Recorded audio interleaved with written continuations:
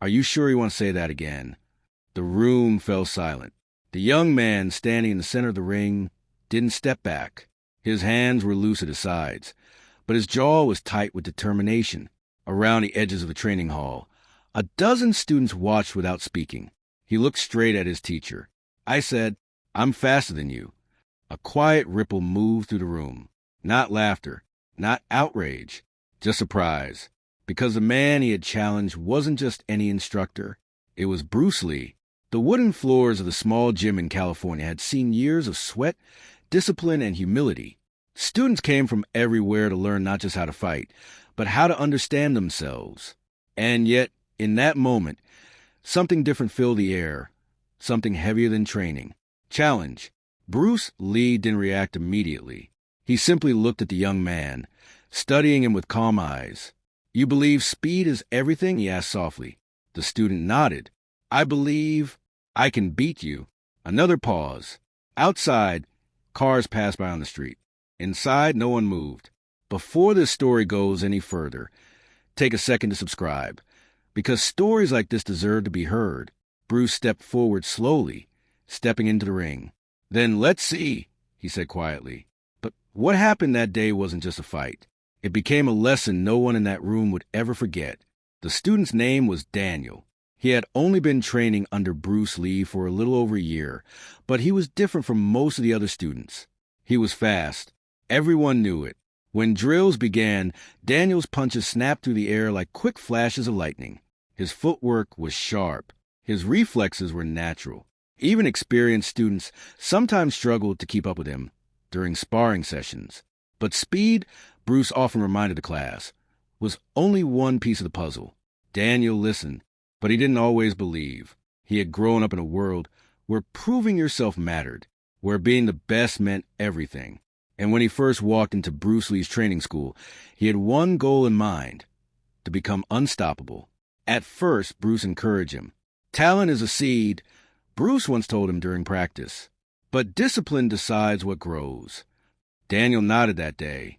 Yet somewhere deep down, the praise began to build something else inside him. Confidence slowly turned into comparison. Comparison slowly turned into ego. And ego quietly waited for the right moment. The training hall wasn't fancy. It smelled of polished wood, sweat, and effort. The walls were lined with mirrors and simple equipment. No trophies, no decorations. Bruce believed distractions weakened focus. Students came to train, not to admire. Every day followed a rhythm. Warm-ups, footwork drills, reaction exercises, sparring. Bruce moved among the students, correcting posture, adjusting stance, sometimes stopping a drill entirely just to explain a principle. "Efficiency," he would say. "Use only what is necessary." Many students found his lessons deeper than fighting. He spoke about patience, awareness, even humility. Daniel respected those ideas. But lately, something had been bothering him. During sparring, he noticed something strange. Whenever he attacked Bruce directly, the exchanges ended almost instantly. Not because Bruce struck harder, but because Bruce seemed to move before Daniel finished moving. It frustrated him. Daniel knew he was faster than most people.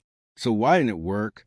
The question lingered inside him, until one afternoon when frustration finally became a challenge. It happened near the end of a training session. Most of the students had already begun packing their bags.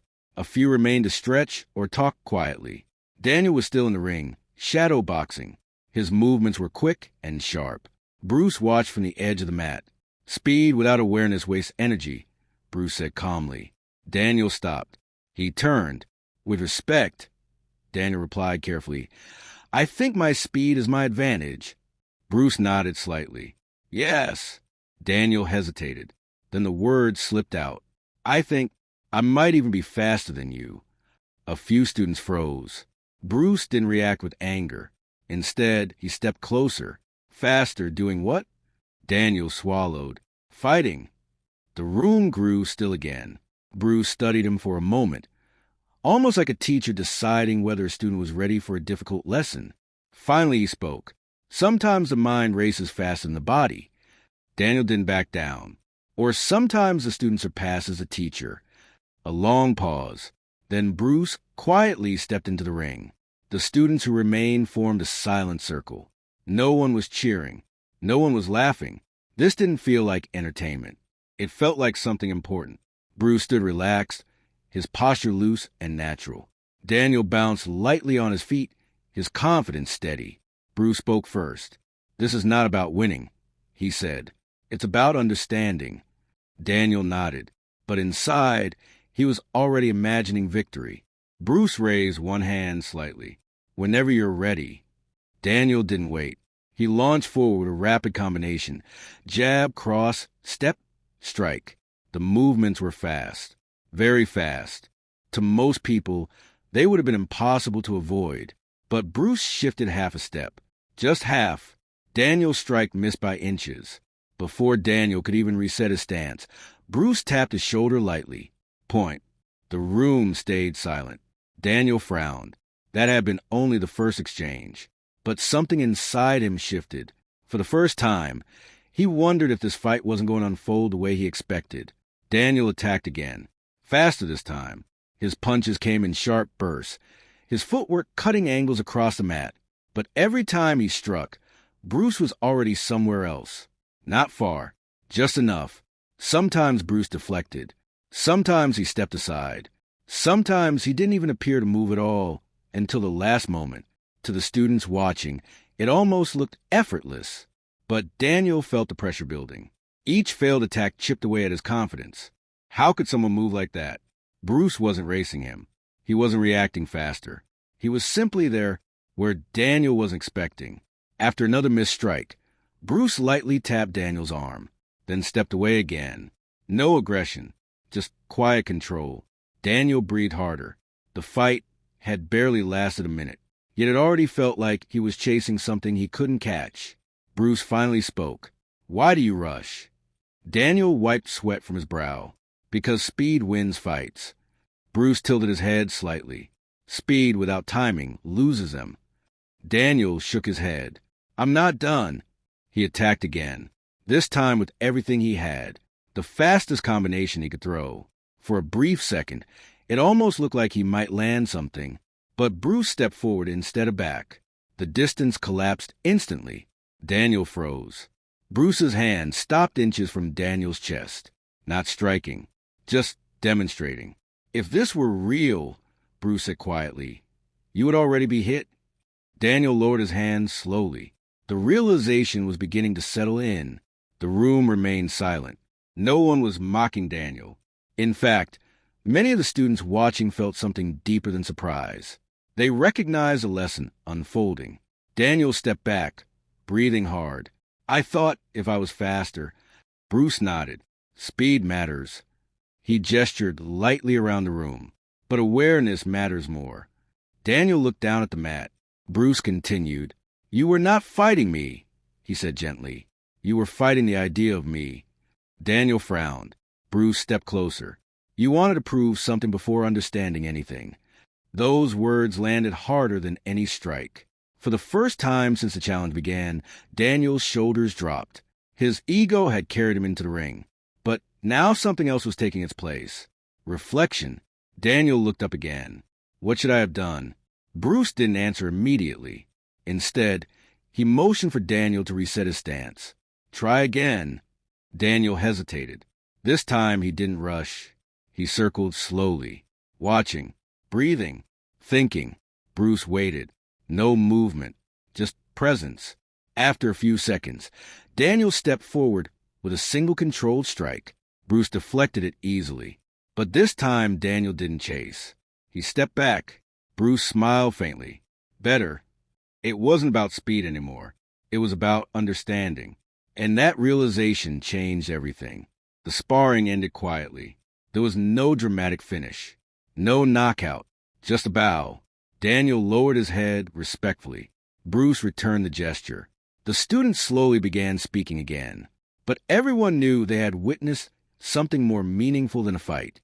Daniel stepped off the mat. His breathing had steadied, but his thoughts were still racing. Bruce approached him a moment later. "You're talented," Bruce said. Daniel nodded quietly. But talent becomes dangerous when guided by ego. Daniel finally looked him in the eye. I understand now. Bruce smiled slightly. Good. Because the real lesson had only just begun. Over the next weeks, Daniel trained differently. He slowed down. He observed. He listened more carefully during Bruce's explanations.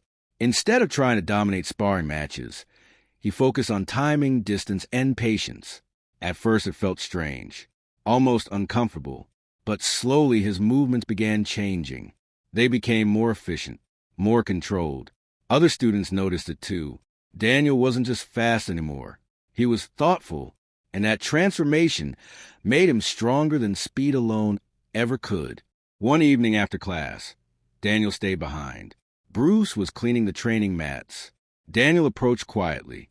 "Why didn't you embarrass me that day?" he asked. Bruce looked up. "What do you mean? You could have ended the fight instantly." Bruce smiled faintly. "If I had done that, you would have learned nothing." Daniel thought about that. Sometimes the most powerful lessons weren't delivered through force. They were delivered through patience. Months passed. Daniel continued improving, not just as a fighter, but as a person. His ego softened, his awareness sharpened. And one day during sparring, something interesting happened. Another new student attacked him quickly, trying to prove himself. Daniel stepped aside calmly, deflected the strike, and lightly tapped the student's shoulder. "Point," he said with a small smile. For a moment, he understood exactly what Bruce had felt that day. Bruce watched from across the room. He didn't interrupt. He didn't praise. But there was a quiet approval in his eyes. Daniel had learned something far more valuable than speed. He had learned control. And control, Bruce often believed, revealed true strength. After class, Daniel bowed to Bruce. "Thank you," he said simply. Bruce nodded. "Remember," he replied, "the goal is not to defeat others." Daniel waited. "The goal is to defeat the ego that stands in the way of growth." Daniel carried those words with him long after that day. Years later, Daniel would tell the story to his own students, not as a tale of a fight, but as a moment of awakening, because the truth was simple. The day he challenged Bruce Lee wasn't the day he proved he was faster. It was the day he realized speed meant nothing without wisdom. And sometimes the greatest victory isn't winning a fight. It's learning the lesson behind it. So now we're curious. From which part of the country are you watching this story?